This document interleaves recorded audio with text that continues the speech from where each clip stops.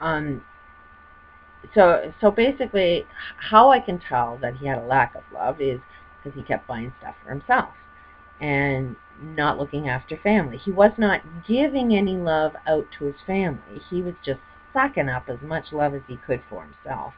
And me being the people pleaser, I would do everything to try and make him happy, which you would think was the right thing to do, but it's actually the wrong thing. I did everything wrong.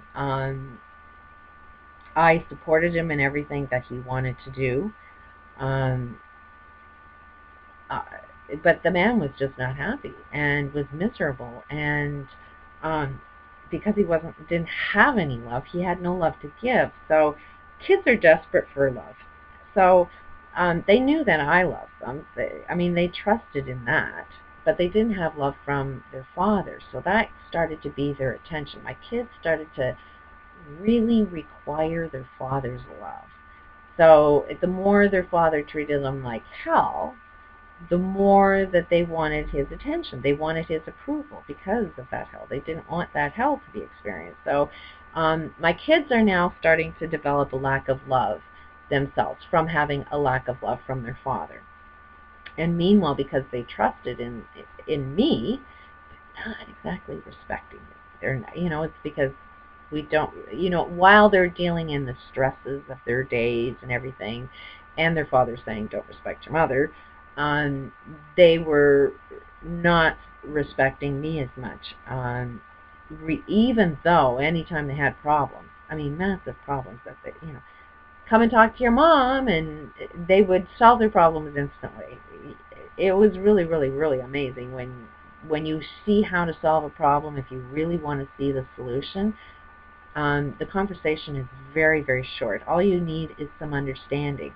So the conversations I've ever had with my kids when they wanted to solve a problem were able to be solved quite fast, but only when they wanted to solve the problem. When they don't want to have that conversation, their lives are hell. And which is something that I'm experiencing with some of my kids right now, is they don't know how to talk to me. And it's because they have been brainwashed not to respect their mother. If you can't respect somebody, how can you have a conversation with them and respect the information you're getting back? Even though that information will help you guide you down to your own answers and solve your own problems. All of the history that they've ever had that, hey, yeah, every time I went and talked to my mom, I did solve my problems within a very short period of time. They can't remember that. That memory is completely gone, and all they know is their mother's hell, their mother's hell. Why? Because they've been brainwashed and influenced to believe that. So the conversation's never there. But regardless, that's what was going on. Is I'm in this marriage, and can't every day was hell because I'm getting it from every friggin' angle now, because my ex is now working in the oil field making money, but the money he's making is going to himself, and meanwhile, when he did go off to work, I'm left with kids that toilets aren't even running. Our water pipes would freeze. So all the time that he was gone, we had no running water, no flushing toilets. He'd come back with all of this money, but not do any repairs and not care for his family, just buying really expensive toys for himself. So I'm trying to get out of this marriage because I can't take it anymore. I'm really starting to lose my mind. And so he had been painting hard hats in the oil field and selling them. And I thought, I'm good at art, that maybe if I started developing a career in art, started painting hard hats, that I can earn enough of a living to be able to leave this marriage. So he started working with an airbrush, so that really looked cool. So we ended up getting 2 cheap airbrushes from Walmart, and I started working on my first one. And in the meantime, because I had this hell I was going through, and I was going to every religion possible. I was going to counselors. I was going to any avenue I could to get some help to try and solve this problem that I'm dealing with. Trust me, there's no help out there. Nobody knows how to solve abuse. Nobody knows how to fix any of these problems. Religion doesn't do it. Counseling doesn't do it. Nothing works. And um, so at the meantime, I had these Mormons. No offense to Mormons, but I had gone and got some tapes, and every time you ask for, hey, mail me one of those tapes you got because it looks like a happy family, they put you on a list, and they want to talk with you one-on-one. So for a couple of years, they've been really wanting to talk with me, and I loved a lot of the things I heard except for the shunning. Somehow shunning people just didn't feel right. And it's like, who is the judge that is saying one person is not doing something the right way? It's like you're almost like playing God, and it seems so abusive to um, isolate somebody. That just seems like it would cause more and more problems, that if you're going to isolate somebody. Clearly, if somebody's doing something wrong, they're doing something wrong for a reason. But why is it you can't have a conversation with somebody to know what the right thing is? So it just seems like it's a religion that doesn't know how to communicate what the right thing is so that somebody would want to do the right thing.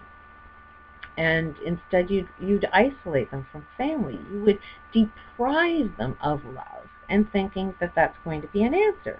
It seems like our whole human experience is a lack of love, but yet this religion was saying that, no, you'll learn more about God by lacking love, which seems to be more of an evil thing than a God thing. So I never really wanted to have a conversation with these people, but they were bugging me. So I said, fine, you can come in and have a talk, but I've got this airbrush and I'm working on this painting, and I got to work so that I can figure out how to leave this abusive marriage. So they agreed, and they came over, and after the first meeting, it was like within 5 minutes that they left that this airbrush broke. The whole painting was finished, but the needle in the airbrush broke. And so went to Walmart to get another needle, and they said, no, they don't supply needles for that. You have to return the whole gun, and it would take a month to get a new one, and this just wasn't working out. If it was going to be a business and the needles break like that and you can't supply them, it wasn't going to be a good idea for a business. So we returned the 2 airbrushes and bought a professional one that my husband used because he was the one that was doing it and actually earning a living. So I'm left with nothing. But the painting that I did, which was a polar bear and a wolf, some people may know the meanings of nature and why things cross your path. I'd really like to know the meaning behind a polar bear and a wolf. A wolf, I think, is a teacher. I don't know what the meaning of a polar bear is. But those were the 2 animals that I had on this, and it was amazing. Usually when I do any art, I hate every aspect of it because I'm not perfect. I'm a perfectionist. I won't do anything unless I'm perfect at it. So all the time I'm doing it, I'm like, this will never get it. I'll never do it. I'm hating every single second of the moment that I'm doing it. But when it's done, it's like, I'm more impressed than anybody else is. And I'm never one to say I'm doing a good job about myself. We're all self-critical, I think. So I was very, very critical of myself. So there was never ever time that I ever felt that I ever did something that friggin' amazing. I can't find the words to describe how amazed I was at what I had just done. So for some odd reason, when the airbrush broke and I found out that I don't have an airbrush now, I'm left not doing any work, and yet I know I can do this skill, and it's showing me talent that I could make a living at. And the first thing that popped into my head then was, God wouldn't show me that I could do this and then take the tools away. God's mailing me an airbrush. So, naturally, again, the whole universe was laughing at me, and I had fun with it. I had nothing to do, and I was in an area where there wasn't very many people, and my kids were in school. So I just kept saying for 2 weeks, God, mail me an airbrush. So if I made a, long distance call to some of my friends and, how's it going, what's new, it's like, oh, God, mail me an airbrush. The next day it's like, well, no, it hasn't arrived yet, but it's coming. I just had so much fun with this, but it was such a belief, like I had with getting that house, that it was just going to happen. And it was so connected with God, and to have this religion in my house, talking to me through the process. So then the second week, these Mormons come back, and I had a dog at the time named Angel. Angel accepted these two people from this church the first time, but the second time, there was one the same guy, but a new guy. And Angel didn't really accept these guys too much. She was growling as soon as they came in the door. I don't know the meaning to that, but it was pretty funny. And so they were questioning me and asked me, well, what's your connection with God? And I couldn't help but tell them, but, well, God's mailing me an airbrush. And they were like laughing at me. Again, typical religion, you talk God and they'll say, no, God doesn't work that way. And they told me, you need to get a job, you need to save your money, and buy your own airbrush. That's how God works. And it was like, well, no, that's your connection with God. My connection with God is he's just mailing me an airbrush. So they didn't really quite understand the concept of God yet. And by the next week, by the time they came, I had an airbrush mailed to me. And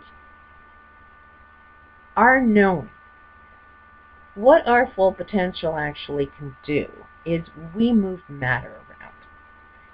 Every furniture, every product, everything that we as humans create is a moving of matter to form into something. And there is a lot of research, which I can get into another time, that